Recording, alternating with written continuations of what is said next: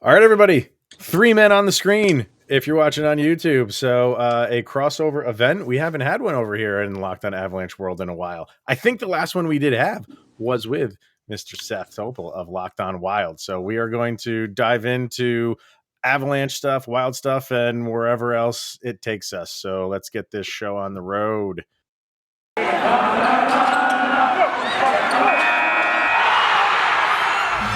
Locked On NHL, your daily podcast on the National Hockey League. Part of the Locked On Podcast Network, your team every day. All right, everybody, welcome to not the Locked On NHL podcast, a crossover event of the Locked Over Avalanche and Locked On Wild. I am Chris Maselli, and he is Kyle Sullivan. We are with Locked On Avalanche. Mr. Seth Toupal from Locked on Wild in the house. Thank you for making this your first listen of the day. That is always appreciated. Figured, why not do a crossover with our favorite rivals? And we did one before the season started, Seth, and I kind of wanted to start there with you because I remember the conversation that we had was you're really interested to see, and I was too, how the Wild would adapt to a normal regular season, because the sticking point for them was with the shortened season, division only games kind of benefited them last year. Could they handle everybody else in the league? I think they're doing okay with it. Yeah, I think they have done just fine in that regard. And thank you both for having me on. I'll love to cross over whenever we get an opportunity to do so. I think my single favorite moment from the season so far, because I'm still trying to find it, is when was the last time the Minnesota Wild waltzed into New York and beat the New York Rangers and the New York Islanders back-to-back on the road?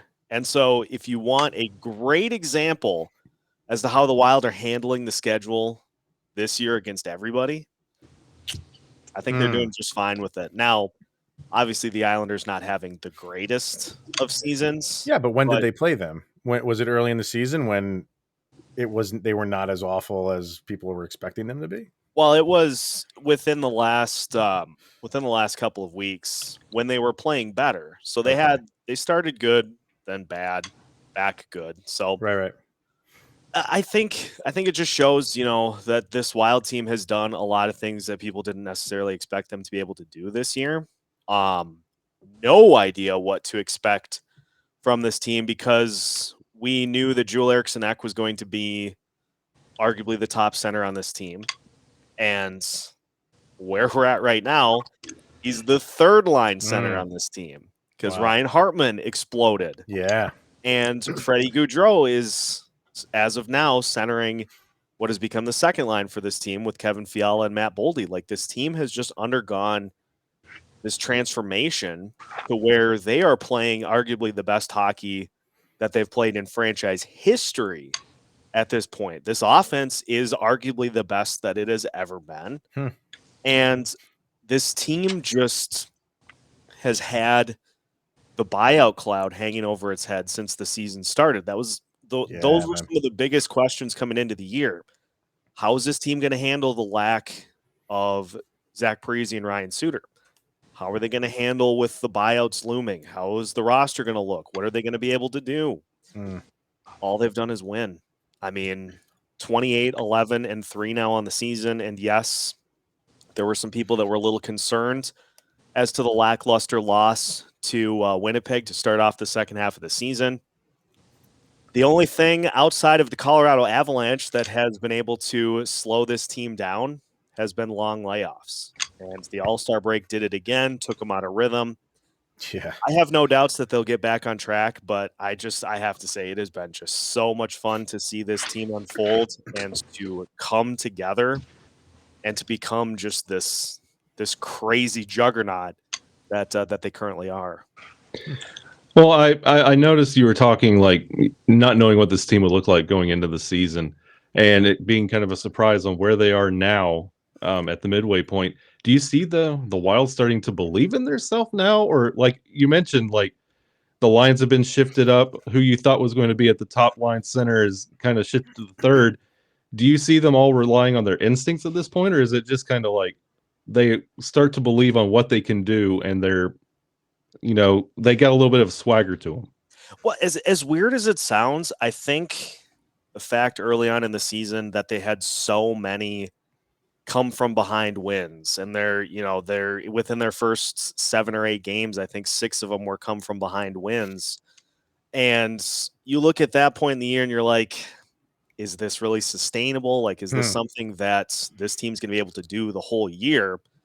I think what it did was it gave that confidence a jolt early on that, hey, we're never going to be out of a game. We could be down 6-1 like they were in the Winter Classic to the St. Louis Blues. And yeah, they still lost, but they made it 6-4. They have had multiple 2-goal deficits with 2 minutes or less in the third period and have won a handful of those games. Like, it's just a team that believes so much that they're never out of a game. And I actually just talked about this in a recent episode in some of the reasons that this team is having as much success as it is. And yes, it's great to have a Kirill Kaprizov at the top who's going to grab all the headlines because he's pretty good. You've got 3 of your most important players who bring a lot of value defensively and as veterans who are having career years offensively. Ryan Hartman, one off of his career high for goals that he set back in his Chicago days. Mm-hmm. Marcus Foligno has already established a career high in goals. And Matt Zuccarello has taken it back to the level that he had at the New York Rangers. Like, this team, I think, has a lot of confidence in themselves. And in addition to Kirill Kaprizov, they have a lot of guys that can just get it done at the end of the game, which I think makes them way more dangerous and way more deep. You don't necessarily have to rely on that one guy to get you the win. Now, obviously, depending on who the number one guy is, you'll probably end up getting that result you want more often than not. But you look at the end of the game, and you can count on Ryan Hartman to get you a game-tying goal at the end of the game. Kevin Fiala, Foligno, Joel Eriksson-Ek, Matt Boldy, on and on and on. Like, this team just has a ton of guys that are super confident that they can get the job done, which just makes them just such a dangerous offense. I'll tell you, one of my favorite parts of the year for the Wild so far was Kaprizov taking off the Wild jersey, because I'm looking forward to that when he removes a Wild jersey for the remainder of his career, and we no longer have to deal with him in the division as much as we do. All jokes aside, were Wild fans like not happy when he did that at the All-Star break? Were they? I just pictured Wild fans doing like who's the meme of the Olympic gymnast? Oh yeah, and she's like got like she's like biting the inside of her cheek, like she's not happy. Like, that's what I'm like. My envision of Wild fans was like, not funny, Kaprizov. Like, don't ever do that again. I did a nice little eye roll when that happened, and I think I tweeted out, I hope everybody enjoyed it, because let this be the only time that Kirill Kaprizov puts on a different jersey in his entire career. Right. I mean, a fun moment, and I think everybody has breathed a nice little sigh of relief. Obviously, his current contract, we love it. It's great. Down the line, there's going to be a discussion as to what an extension would look like if he is amenable to signing an extension. And that is entirely predicated on whether or not this team wins. If they don't, he's going to look elsewhere. And you mean to tell me that the New York Rangers wouldn't love to just give him $150 million to be the centerpiece for their team what was the stage? what was the term on it? It was a 5-year deal. It was $45 million, I believe, total. So he'll be what, 30 when that's over? Yeah, right around there. Yeah, he's cashing in. He's got some years left. So absolutely. Obviously, the biggest thing for the Wild to keep him around is to win. Right. And we've seen a taste of that this year. It's going to get harder to do next year and the year after that until these buyouts are gone. Yeah. But I think we hopefully have convinced him enough that the core and, if anybody's been following along with what the Athletic has been doing with ranking prospect systems throughout the entire NHL, the Wild just clocked in at number 3. Really? A farm system that includes Jesper Wallstad, who is expected to be a stud goalie.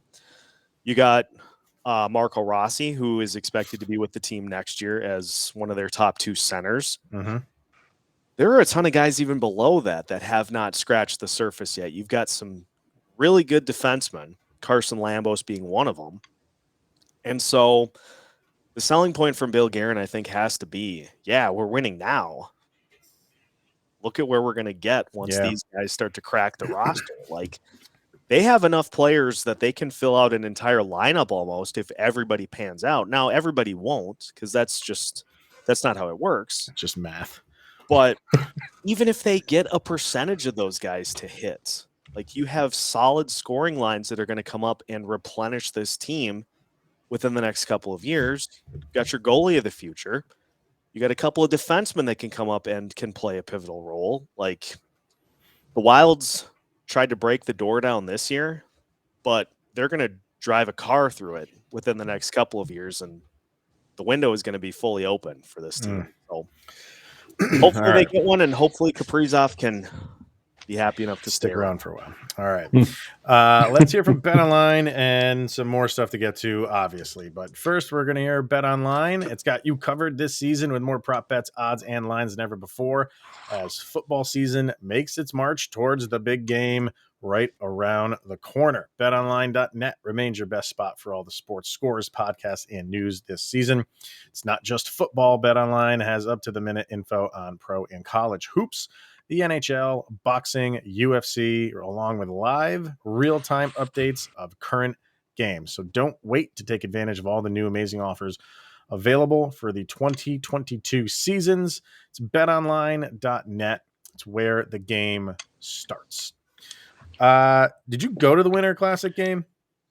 I watched from the warmth of my living room. I mean, were you foreshadowing that? Were you going to go and you're like, you know what, the forecast is looking like Hoth in Star Wars, and I'm not going anywhere near it. I thought about it at one point, like, how sweet would that have been to be part of it? But then, to pounce off of your Star Wars reference, I didn't have a tauntaun ready that I could have sacrificed to be able to stay warm out in those conditions. I mean, stay lukewarm in that. How many? I see you there. How many pictures did we see on Twitter of people that were trying to buy beer and it froze before they got back to their seats? Yeah. Now, weren't they putting? I think on the broadcast, didn't they say they weren't putting water into the goalie bottles? They were putting like chicken broth. Whatever you got to do to get some fluids into those goalies without it freezing up. I mean, it was just unbelievably cold, but it short of Minnesota hosting the Super Bowl is one of the coolest things I think to see, showcasing everything that this state does with the sport of hockey. Like, it just felt right to have the Winter Classic in Minnesota, and Target Field is amazing as the backdrop. Good setting. Like, it went off really well, other than that they didn't get the win, which it happens. Well, they had the better uniforms. So. They went empty net for like 9 minutes, and they didn't allow a goal. So that was my silver line. Impressive. All right. So, and because Kyle and I were talking about how Carolina is getting an outdoor stadium series, and was that the Wild were initially supposed to play that, right? I believe so. I think so too. So then they haven't said who the opponent is yet. So, and we were wondering, like, because they got the Winter Classic, will they still get this? That remains to be seen. But that's we'll if that happens, you got another outdoor game. So cool. It wouldn't surprise me if they push it, since the Wild did get the Winter Classic, because with everything getting postponed, it all stacked up. Yeah, and it wouldn't surprise me if they push them down the line a couple of years, and I'd be fine with that if they go that route. A lot going on in the NHL in terms of discipline, and one of your guys is kind of gonna face the music, you think, or has he? I haven't heard anything that I heard Marchand did. Marchand got 6 games. I have not Anything for seen Foligno? I haven't seen anything yet for Foligno. I would imagine that his is less than Marchand. I've seen some people suggest maybe 3 games for Foligno, which I think that's probably Is that fair? a good route to go. I'm not going to get super upset about it. Like whether or not there was a hit levied before Foligno did what he did, like if you're trying to clean that stuff up on the ice, you start with what Foligno did and you work your way back. So I think if he does get a suspension of like 2 or 3 games, you're not going to see me object to it. All right. Well, the wheel is going to get spun, and it could be completely random. You have no idea. So, go ahead, Kyle.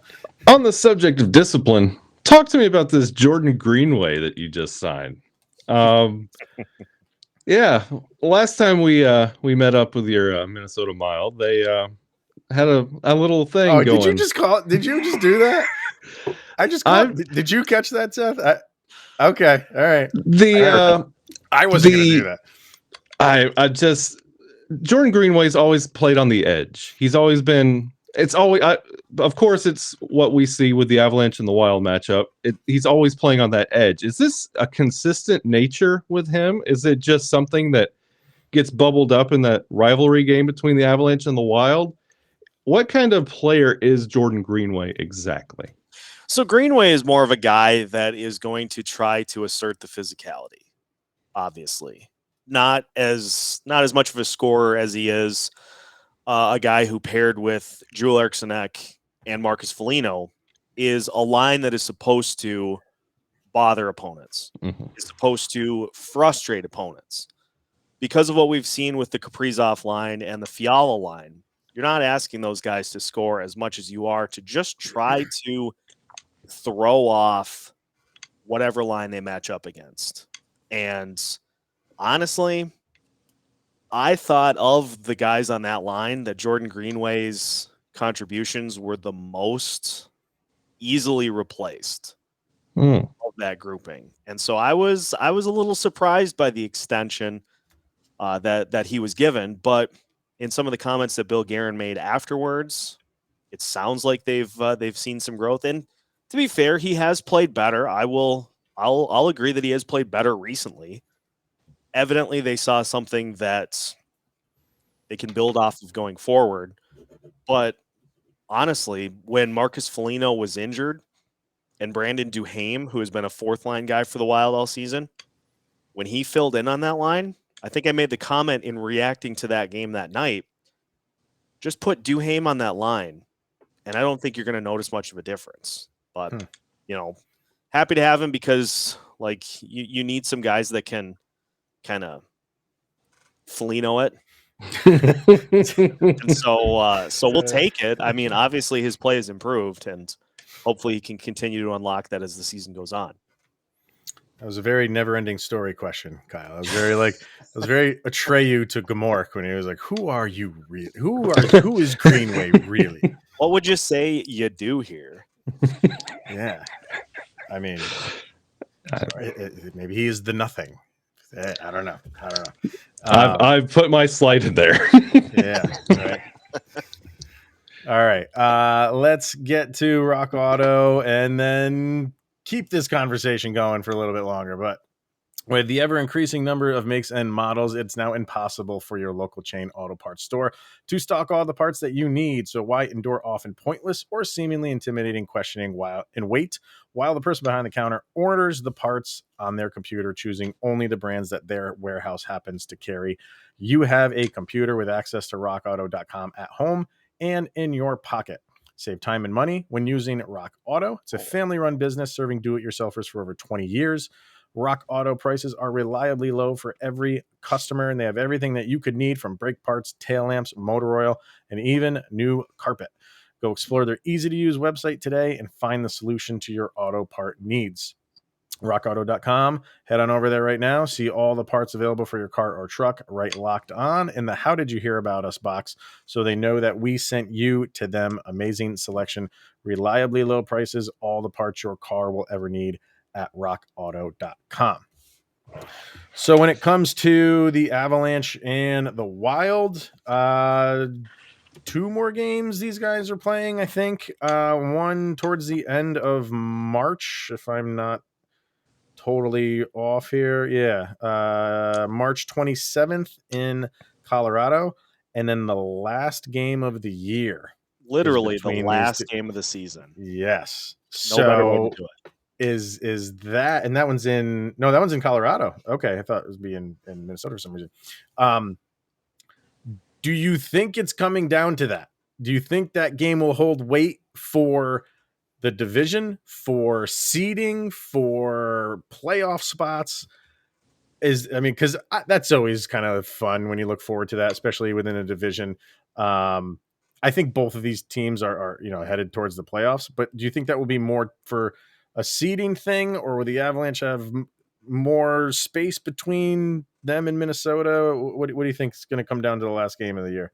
I think it will mean more for the Wilds than it will for the Avalanche. I mean, Colorado has been the best team in the West and one of the best teams in the NHL pretty much all season long. Thank you. A slow start to the season, Yeah. but obviously, a run of unparalleled success even in the Colorado's franchise's history. I mean, I think it was like 18 straight games or something with the points, and it was 19 in a row at home.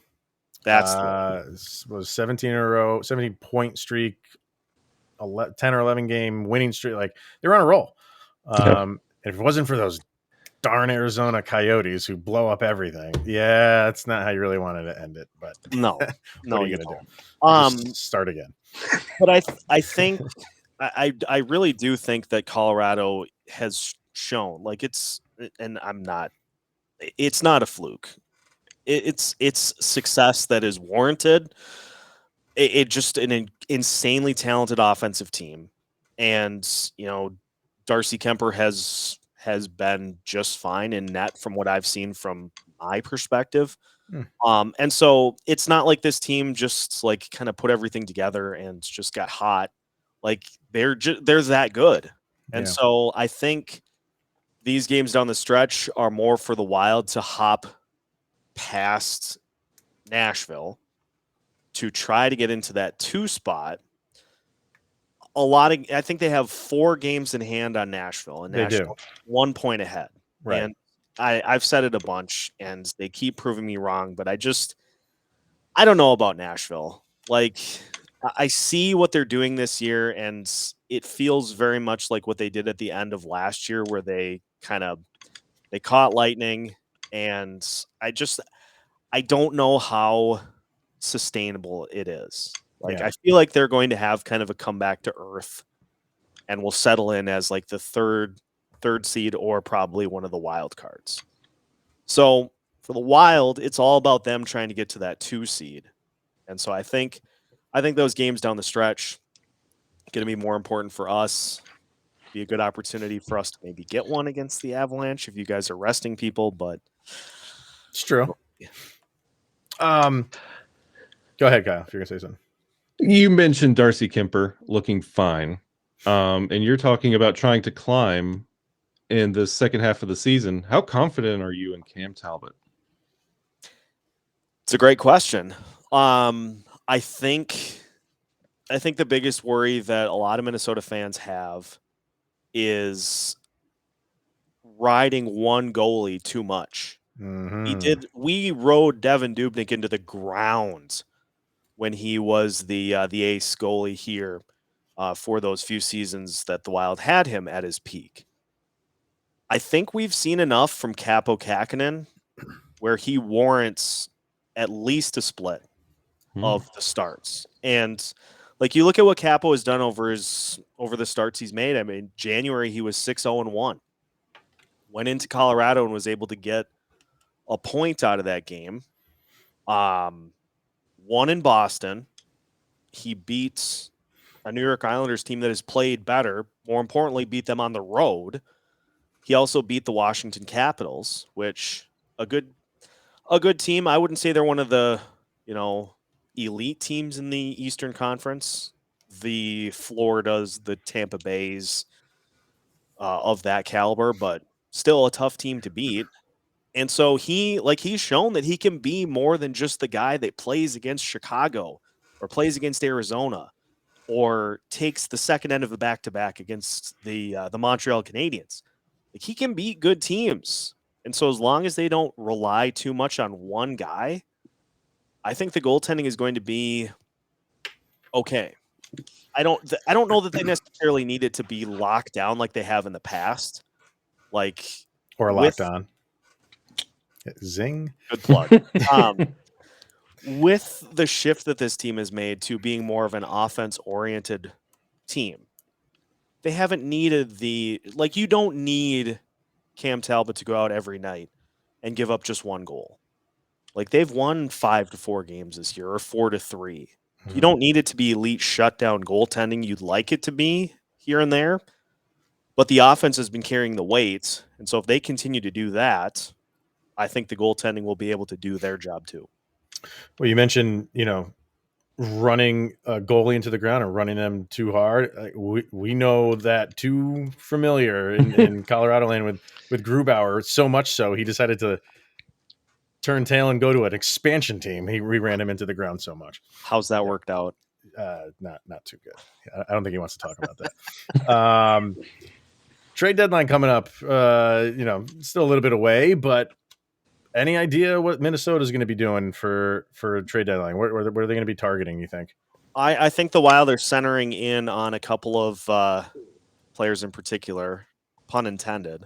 I think it's going to be a center because Freddie Gaudreau he's been fine as that center for Kevin Fiala and Matt Boldy, but it feels very much like a guy who is along for the ride as that center. You'd like to see somebody who can kind of assist with driving the offense and with contributing to the offense. I have been banging the table a lot this season for one Claude Giroux. No, can't have him. A decorated postseason performer and a player that is going to be receiving multiple bids for multiple teams. These two included. So Minnesota's in on that? I would think so. All right. That's good to know. But just look at the things. Just look at the things that he could bring to a team. I know. Ton of playoff experience. Yep. He's versatile for one. Like, he hasn't necessarily been a true center. He's played wing, but he has also played center. He's winning faceoffs at like a 60% clip, and he's a guy that can score too. Who wouldn't want that? He's not a guy that is tied to your team past this season. So yes, You're paying for a rental, right? With maybe the opportunity to, depending on who gets him, maybe re-sign him. But I think he just is a really good fit for a team that you look at their roster in the Wild. That is one of the really few points in the offense that I can say you could definitely upgrade there. And it's not going to cost you. It's not going to cost you Kevin Fiala. It's not going to cost you Matt Boldy. It's probably not going to cost you Marco Rossi. And so if you for your sake, I hope not. No, don't do that. Yeah. If you can make it work past that, I think you got to do it. I mean, what would he be if they did acquire him? And I'm not asking you like what they would specifically give up, but if they did acquire him, what line would he be on day one with the Wild? He'd be at the minimum. He would be your second center, I think. Okay. That's where it gets interesting because is Minnesota going to make a hard run at him? Because for Colorado, he's their 3C.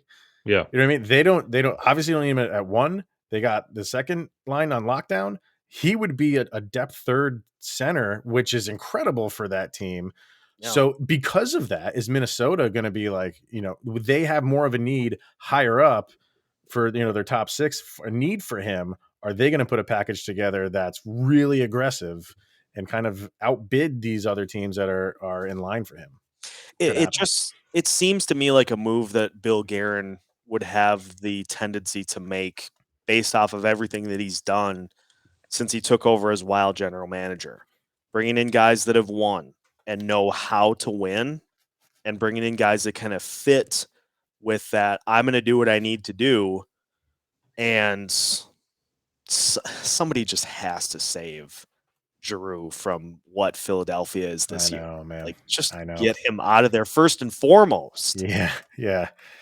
But don't send him, send him, and it's going to happen to a contender, obviously, but do right by the man, I think. Yeah. He deserves it. Absolutely. And the other interesting nugget here, former Minnesota Wild GM Chuck Fletcher at the helm of the Philadelphia Flyers. Oh. Instead of trading. Nonsense. Insider trade. Yeah. This is ridiculous. I'm calling up Bettman. Not that he's going to do anything. He's number 2 on my speed dial. I'll call him right now. Yeah. But that's, don't minimize that. That's important stuff to know. All right. So another reason that we dislike the Minnesota Wild, because they're going to beat us out for Giroux. Now, I really didn't even think they were involved in it, but maybe we shouldn't have done this crossover, because now that's all I'm going to be thinking about now. I like to think that I am the sole person in Minnesota that has tried to steer us towards the right path. In getting Claude Giroux. Yeah. I mean, JT Miller, Tomas Hertl, those guys are available too. We've been linked to Chris Tierney, which I don't understand, but having a former GM somewhere else. I mean, it's worked for the Islanders and Devils as almost just kind of like experience. So might have an upper hand there. Well, we'll see how the rest of the season plays out. If they do meet up in the playoffs somehow, you said earlier, the Wild are figuring out how to win close games. And Kyle and I have talked about that over the all of January. The Avs had an incredible January. What were they 15-0-1 in January? Jeez. They weren't blowing teams out. They were come from behind victories. They were overtime. Like, they were learning how to win playing from behind. So if these two teams get together, both teams that, like you said, never feel like they're out of it, that's going to be an exciting. I mean, it's Minnesota and Avalanche anyway, but two teams that really feel like they are never out of it. That's going to be something to watch. So, we shall see. If they don't match up for some reason in the playoffs, can we just get the 7-game series anyway? Just do it anyway.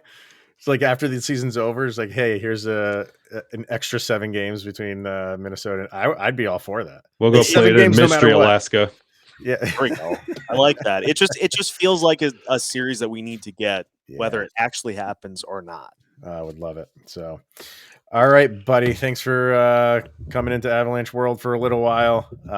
It's always a pleasure. And we'll see. Maybe if they do meet up, we'll do this again. Obviously, would love to. Stuff. Thanks, all right, guys. everybody. Thanks for tuning in to this crossover edition of Locked On Avalanche and Locked On Wild.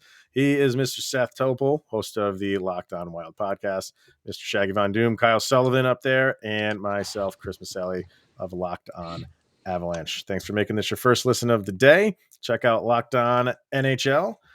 Make that your second listen of the day, where you will hear me again with Adam Denker from Locked On Lightning, getting into some Brad Marchand stuff if you want to go check that out. Yeah. So, all right, everybody. Thanks for tuning in. Always appreciated. Thanks again, Seth. And we'll see everybody tomorrow.